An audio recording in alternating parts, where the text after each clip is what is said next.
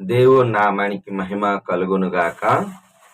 క్రీస్తు నందు ప్రియమైన దేవుని బిడ్డలారా, ఈ దినము ఆగస్టు 13వ తేదీ లేఖన భాగము రోమిలు రాసిన పత్రిక 12వ అధ్యాయములో నుండి దేవుని యొక్క వాగ్దానము 7వ వచనము, మనకు అనుగ్రహింపబడిన కృప చొప్పున వేర్వేరు కృపావరములు కలిగిన వారమై ఉన్నాము.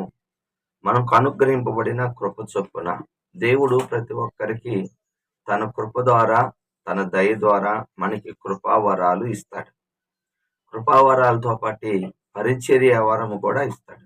పరిచర్య కానీ, పంచిపెట్టడం కానీ, బోధించటం కానీ, ఇలాంటివి మరి వాక్యం చెప్పటం కానీ, ఆరాధించటం కానీ, ఇలాంటి విషయాల్లో దేవుడు మనకిచ్చిన తలాంతుని ఏం చేయాలంటే, కొరింథీయులకు రాసిన మొదటి పత్రిక 14వ అధ్యాయం 12వ వచనములో, కొరింథీయులకు రాసిన మొదటి పత్రిక 14వ అధ్యాయం 12వ వచనములో, సంఘము క్షేమాభివృద్ధి కలుగు నిమిత్తము మీకు కలిగిన కృపావరాలు విస్తరించాలి అంటే వాటిని ప్రయత్నం చేయాలి, అంటే మనము వాడబడాలి.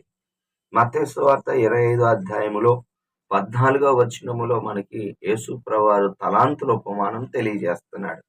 ఒకనికి 5 తలాంతులు, ఒకడికి 2 తలాంతులు, ఒకనికి 1 తలాంతు. అంటే వారి వారి సామర్థ్యమును చొప్పున, నీకున్న విశ్వాస పరిమాణమును బట్టి, దేవుడు నీ సామర్థ్యమును బట్టి, మరి నీకున్న ఆధ్యాత్మిక శక్తిని బట్టి దేవుడు మరి నీకు కృపావరాలు కూడా అనుగ్రహిస్తాడు. ఇచ్చినప్పుడు ఇచ్చిన దానిని 5 ఇచ్చిన వాడు మరొక 5 సంపాదించాడు, 2 ఇచ్చిన వాడు మరొక 2 సంపాదించినప్పుడు, బలా నమ్మకమైన మంచి దాసులా, ఈ కొంచెంలో నువ్వు నమ్మకంగా ఉన్నావు, మరి 10 పట్టణముల మీద అధికారమై ఉండు.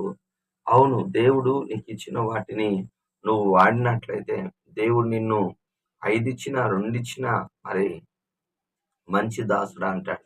కానీ 1 ఇచ్చిన వాడు మరి దేవుడి మీదే నెపం మోపాడు. నువ్వు విత్తన చోట పోయేవాడివి, మరి అలాంటి కఠినోడివి అన్నాడు. ఆయన కఠినోడు కాదు కదా, తన సామర్థ్యమును బట్టి ఆ 1 దాన్ని 2 చేస్తుంటే దేవుడు మెచ్చుకునేవాడు. అస్సలు సోమరివైన చెడ్డదాసుడు అన్నాడు. కనీసం సావుకాలు ఇచ్చినా గానీ నేను దానిని తీసుకుందను కదా.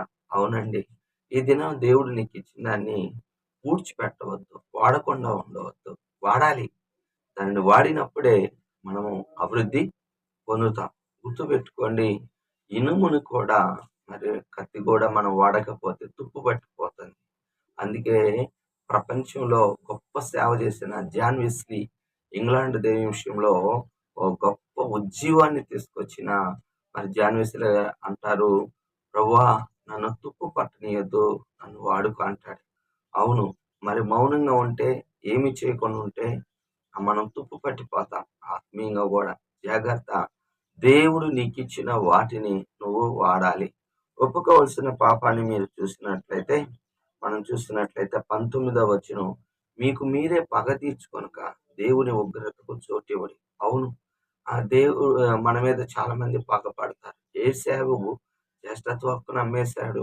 తర్వాత యాకోబు తండ్రి దీవెన పొందుకున్నప్పుడు, అది అనాది సంకల్పం, దేవుని చిత్తం. యాకోబే మరి మరి గొప్పవాడు అవుతాడు మరి వాక్యం సెలవిస్తుంది. అయితే అతని మీద పగబట్టాడు అని ఆదికాండం 27వ అధ్యాయం 41వ వచనం. ఆ పగ దాదాపు 25 సంవత్సరాల పైన తిరిగి యాకోబు తన బిడ్డలతో, పశువులతో, మందలతో మరి మామగారి దగ్గర నుంచి వస్తున్నప్పుడు 400 మందిని తీసుకుని వెళ్ళి చంపాలి అనుకున్నప్పుడు మరి యాకోబు ఈ విషయాన్ని దేవుడి దగ్గర పెట్టాడు. ప్రార్థన పగని కాస్త ప్రేమగా మార్చింది. మన మీద ఎవరైనా పగబట్టి ఉన్నారు అనుకోండి, వారి కొరకు ప్రార్థన చేద్దాం.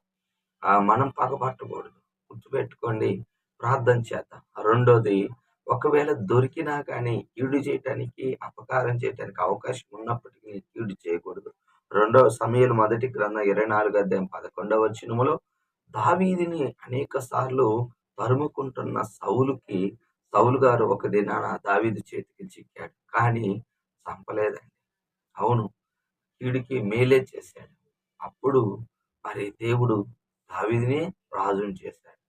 దేవుడు ఉగ్రతకి గురయ్యాడు సౌలు, తను తానే పొడుచుకొని చనిపోయాడు. అలాగా మనం ఉండకూడదు. మనకు ఏదైనా సరే దేవుడికి అప్పచెప్దాం.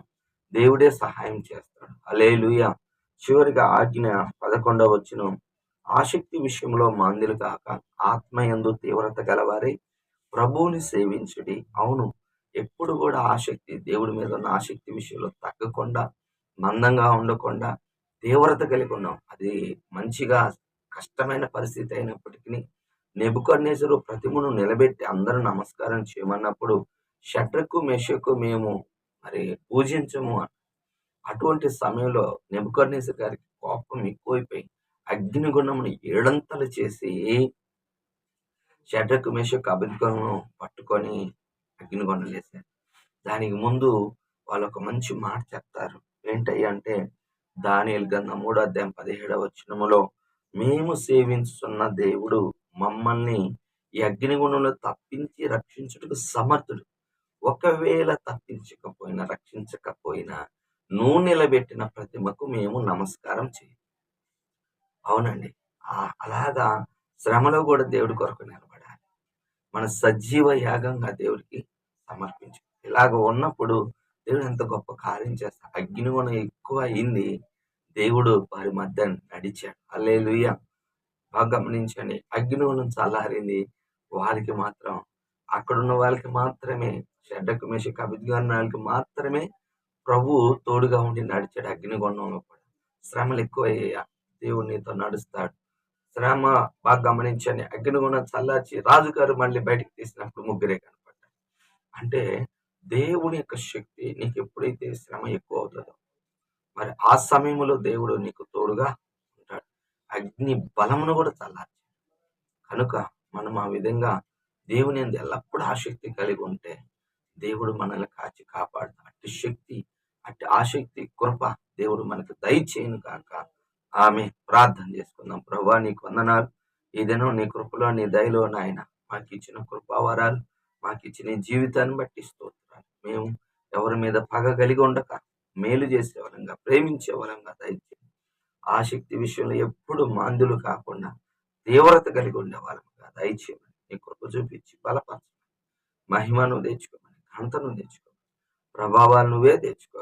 యా బిడ్డలను దీవించు ఆయన. వింటున్న వారిలో నువ్వే కార్యము జరిగించు. ఈ దినమంతా తోడుకున్నామని యేసు నామములో ప్రార్థిస్తున్నాను తండ్రి. ఆమేన్. తండ్రి యొక్క ప్రేమ, కుమారుని యొక్క కృప, పరిశుద్ధాత్మిక దీవెన సదాకాలం మనందరికి తోడుగా ఉండును కాక. ఆమేన్. ఆమేన్. హల్లెలూయా. దేవుడు మనల్ని దీవించును గాక. ఆమేన్.